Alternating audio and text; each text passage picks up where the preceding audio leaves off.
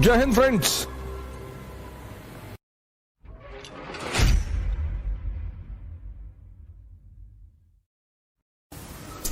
How to overcome laziness. जो तुम्हारा सपना है वो, अब लड़की सपना की बात नहीं कर रहा हूं,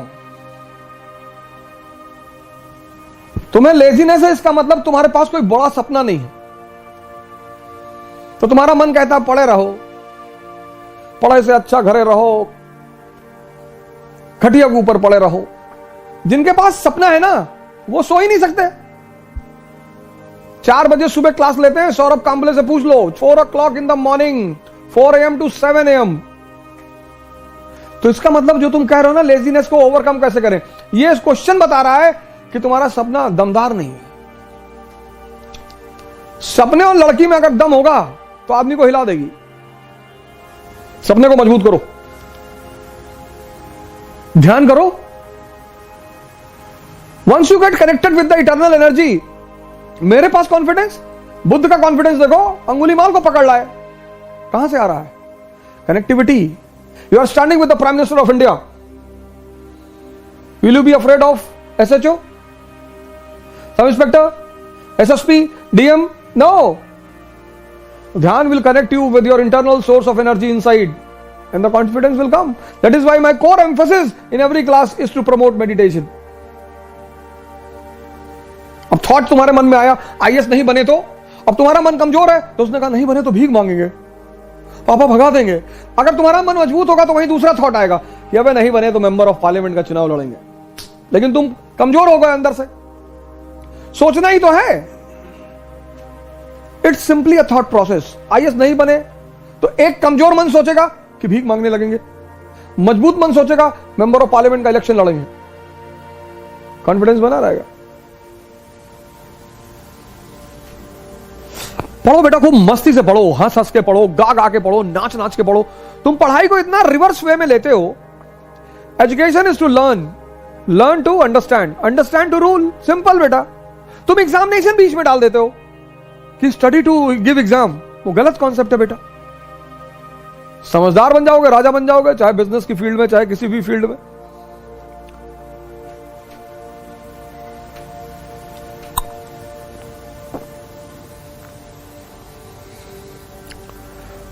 तो the blunder which you people do, you study with wrong concept कि have to qualify examination. No, you have to develop understanding. If you qualify very good, if not next. 2 attempt तो बहुत सीरियसली दो। इलाहाबाद में तुम देखो stone age से लोग रह रहे हैं, स्टोन एज से। हमारे एक दोस्त है, उनकी बिटिया ग्रेजुएशन में पहुंच गई है और तैयारी कर रहे हैं, जूनियर है बेसिकली हमारे, और हिंदू हैं। तो हमने कहा चलो तुम 40 साल तक कर लो और फिर मर जाओगे तो पुनर्जन्म हो जाएगा तुम्हारा, फिर करना। मुसलमानों को तो दिक्कत है, उनका पुनर्जन्म होता नहीं। तो हिंदू इसलिए निश्चिंत कह रहे थे भैया पूरा कंसोलिडेट कर लें। हाँ हाँ, हमने कहा कर लो, अगले जन्म में NCERT तैयार रहेगी जब पैदा होगे तो हो सकता है अगले जन्म में खड़ाक से तुरंत एक बार में हो जाए। तो वहां के तो बड़े बहुत इलाहाबाद में देखो, तुम जाओगे तो डर जाओगे क्लास में लड़कों को देखकर। मैं सेमिनार लेने गया तो मैंने कहा यार इतने बुजुर्ग लोग कहां से आ गए। तो हमने कहा आप लोग अपने बच्चों के साथ आए? अरे बोले बच्चों के साथ नहीं, हम खुद ही तैयारी कर रहे हैं। अरे मैंने कहा किस पीरियड से हो? उसी पीरियड किससे शुरू करेंगे? Gupta period, Rajput period, Turks, किस पीरियड से हो? अरे सर क्यों मजाक कर रहे हैं? 21 साल से तैयारी करो, 25 साल तक क्वालिफाई करो, वरना बाहर निकलो, एग्जाम देते रहो। तैयारी जिंदगी भर थोड़ी होगी।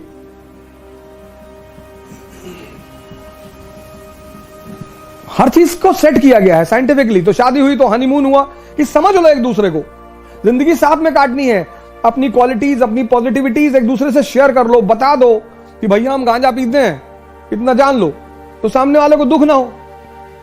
अब तुम शादी से पहले बड़ा आइडियल इमेज बनाए थे कि no no I hate tobacco, और शादी के बाद बना रहे हो तो बीवी को टेंशन हो जाएगी।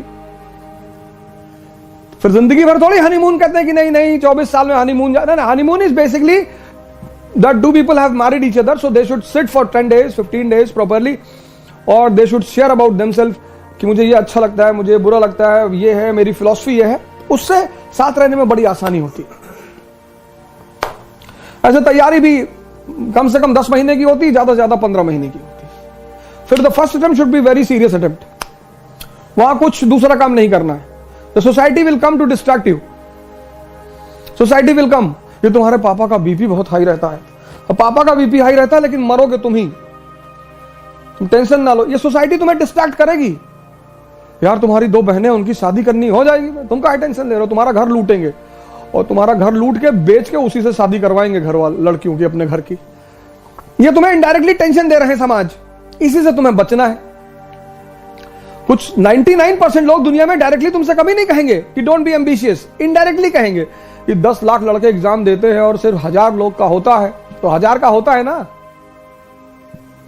तो हम हैं 1000 में, हम तो 3-4 सीट मार देंगे। 1000 का होता है ना। हाँ नहीं, शर्मा जी का लड़का गया था, पागल हो गया। दुबे जी का लड़का लौट के आया, तुम्हारे जैसे आदमी को मार भी डाला, बार बार अटेम्प्ट पूछ रहे थे, और तुम्ही से कैरियर शुरू करेंगे तुम्हारी गर्दन काट के।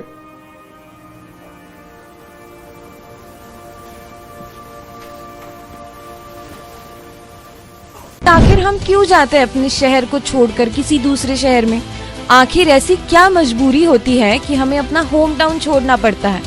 जॉब, स्टडी और प्रिपरेशन, है ना? ऐसे में यूपीएससी की प्रिपरेशन करने वालों को अब पुणे छोड़कर नहीं जाना पड़ेगा, क्योंकि इकरा IAS आ गए हैं अब अपने सदाशिव पेट पुणे में, जहां पर यूपीएससी के लिए है बेस्ट फैकल्टीज फ्रॉम दिल्ली, जहां ओझा सर की गाइडेंस में यूपीएससी की बेस्ट प्रिपरेशन होती है। तो और क्या चाहिए? NCERT बेसिक्स और GS बैच के लिए, वर्किंग एस्पायरेंट्स के लिए रेगुलर और weekend new offline batches start हो रही है 15 जुलाई से।